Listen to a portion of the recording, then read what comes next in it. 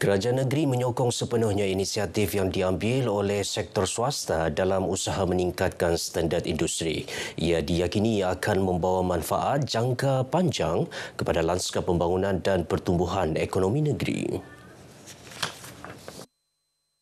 Menteri Perindustrian, Keusahawanan dan Pengangkutan Dato' Ewan Benedict berkata, kerajaan negeri turut menggalakkan lebih banyak perusahaan kecil dan sederhana PKS untuk tampil ke hadapan, berinovasi dan melabur dalam sistem yang lebih baik. Langkah ini penting bagi mewujudkan kerjasama lebih erat antara pengeluar, pengedar, pemasang dan agensi kerajaan, sekaligus mengukuhkan ekosistem pembinaan di negeri ini. Kualiti produk dan perkhidmatan usahawan tempatan juga perlu dibangunkan agar mampu bersaing dengan usahawan di luar Sabah. Saya percaya dengan ekosistem yang lebih baik, kita boleh memberikan kemudahan kepada stakeholders ini. Yang keduanya, saya ingin melihat kualiti produk dan perkhidmatan usahawan-usahawan di Sabah ini dapat dibangunkan supaya boleh bersaing dengan usahawan-usahawan di luar Sabah. Dan yang ketiga, kualiti perkhidmatan kementerian dan juga agensi-agensi kementerian kerana isu keusahawanan ini begitu besar dan memerlukan leadership di kementerian dan juga leadership di agensi. Dato' Ewan bercakap kepada media selepas merasmikan MyRoof Hub di Penampang. Bagi memastikan kestabilan politik dan kesinambungan pentadbiran di Sabah, pembentukan kerajaan perpaduan dianggap langkah tepat. Semua pihak perlu menghormati mandat yang diberikan dan membenarkan kerajaan berfungsi sepenuhnya bagi tempoh 5 tahun.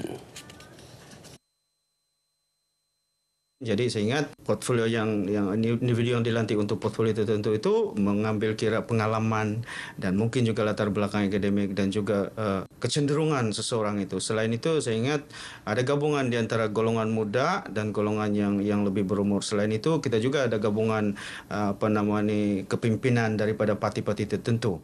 Dr. Romzi menjelaskan setiap menteri perlu segera turun padang sejurus dilantik dengan tempoh 100 hari pertama menjadi penada aras prestasi mereka. Fokus kerajaan katanya adalah menyelesaikan masalah mendesak rakyat termasuk isu bekalan air, elektrik dan jalan raya.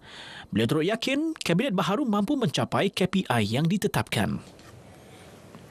Golongan belia di Sabah yakin Kabinet Baharu Negeri mampu memacu perubahan pembangunan, terutama dalam aspek peluang pekerjaan, kemudahan asas dan peningkatan taraf hidup masyarakat. Ketika ditemui RTM, mereka menyatakan harapan agar kepimpinan baharu negeri bertindak dengan lebih inklusif dan responsif terhadap keperluan rakyat. Saya rasa keputusan Ketua Menteri Haji adalah bijak.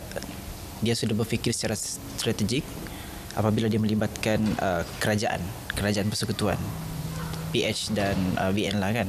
Jadi memastikan keberadaan dua wakil rakyat dari parti PH dan BN itu memastikan literasi antara kerajaan persekutuan dan negeri itu sangat mudah.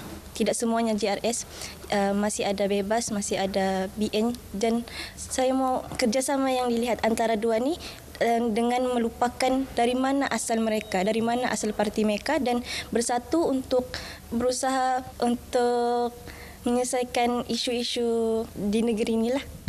Saya harap Kabinet baru ni dapat menjalankan tanggungjawab secara telus dan amanah. Itu yang rakyat Sabah mahu. Ketelusan dan juga transparan lah dengan rakyat Sabah. Jadi kita tahu rakyat Sabah sudah pilih dorang dan kepercayaan itu sudah ada.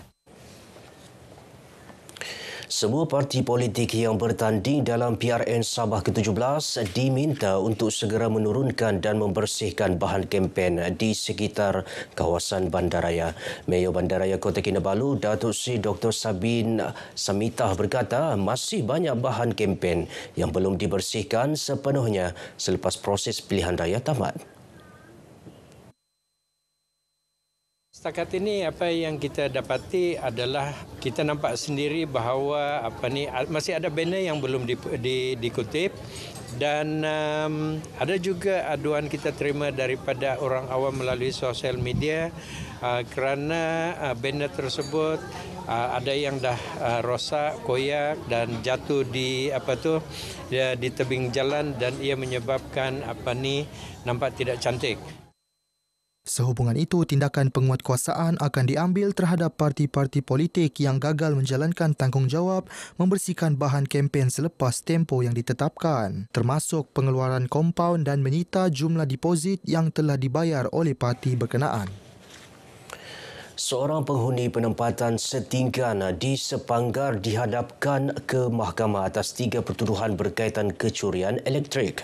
Pendakwaan dibuat di bawah enakmen Bekalan Elektrik 2024. Dalam kenyataan di Kota Kinabalu, Suruhanjaya Tenaga Sabah IKOS menjelaskan bagi pertuduhan pertama, tertuduh didakwa membekalkan elektrik kepada beberapa premis tanpa lesen sah. Pertuduhan kedua pula melibatkan perbuatan mengambil elektrik secara curang. Tertuduh juga berdepan pertuduhan ketiga kerana memasang pendawaian tanpa kebenaran Sabah Electricity. Jika sabit kesalahan, tertuduh boleh dikenakan denda jutaan ringgit dan penjara.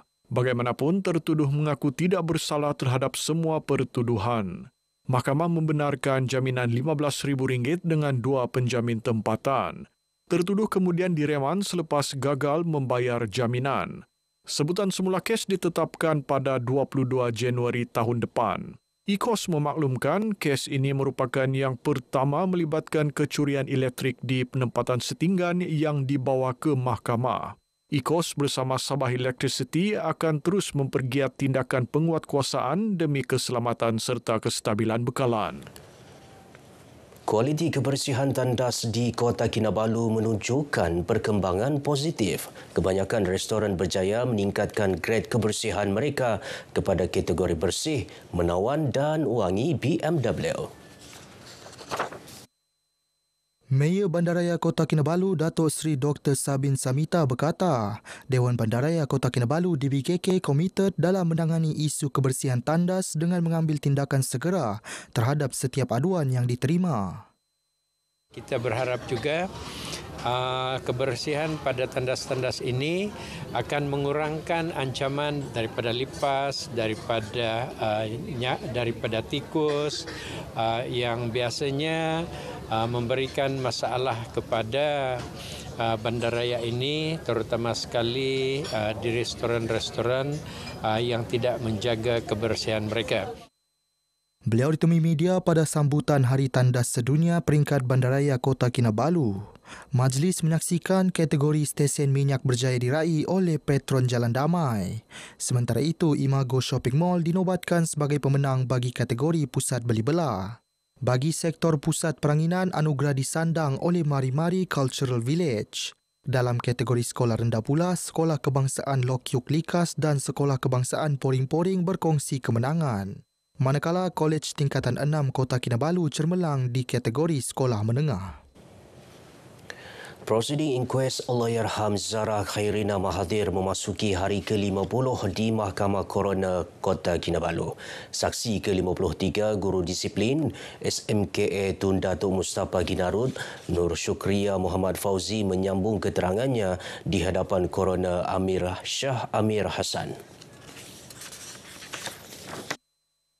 Mahkamah diberitahu pihak sekolah menyimpan keterangan bertulis daripada pelajar hasil siasatan dalaman sejurus selepas kejadian dan keterangan itu tidak diserahkan kepada polis. Tindakan ini dibuat kerana laporan keterangan tersebut hanyalah siasatan awal untuk memberi gambaran kronologi kejadian dan bukan laporan rasmi untuk tindakan lanjut. Keputusan untuk tidak memaklumkan kepada keluarga Allahyarham Zara juga dibuat bagi mengelak mereka mendapat maklumat separa yang mungkin mengelirukan dan mengganggu emosi keluarga Allahyarham. Pihak sekolah hanya menyimpan keterangan itu sebagai rekod dalaman. Dalam pada itu, saksi juga mendedahkan reaksi bapa mangsa di Wad Neurologi Hospital Queen Elizabeth pada 17 Julai lalu. Nur Syukria memaklumkan bapa Zara kelihatan menangis dan memanggil anaknya sambil cuba membangunkannya ketika dimaklumkan untuk mencabut sokongan pernafasan Allahyarham.